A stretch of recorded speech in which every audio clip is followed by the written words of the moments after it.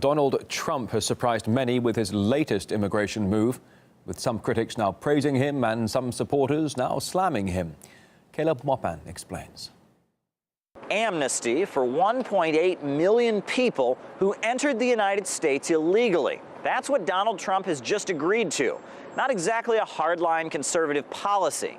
Doesn't really fit what we're used to hearing about the Donald. I think the president might be racist. President Trump's racist comments. Inflammatory racist language. The situation that we're used to has been completely reversed. At this point, the guys at the right-wing outlet known as Breitbart are furious with Trump. Now, Trump's image is loud, brash, and tough. You think he'd never apologize for anything.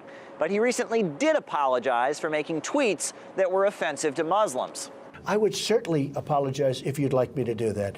I know nothing about them. It's been over a year, and Trump is starting to look a little bit liberal. A lot of the right wing are disappointed, and some of the left-wing doomsayers are looking a little bit silly. You're not having a terrible, terrible dream. Is there going to be remnants of a neo-fascist movement that he leads in this country after this election? This guy is a complete clown. Remember Steve Bannon, that scary far right-winger who was supposedly directing Donald Trump behind the scenes?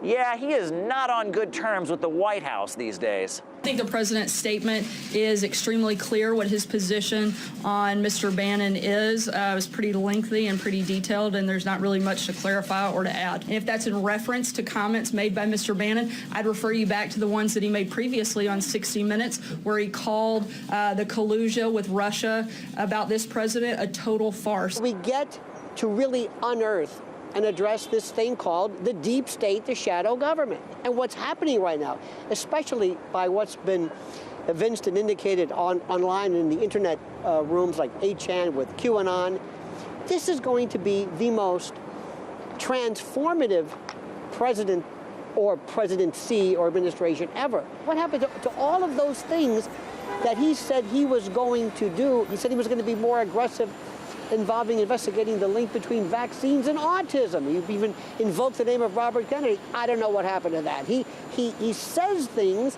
and they sound terrific, and then I don't know if they're forgotten or what have you. Let me just say this. It's only been a year. I feel like he's been president for 10 years.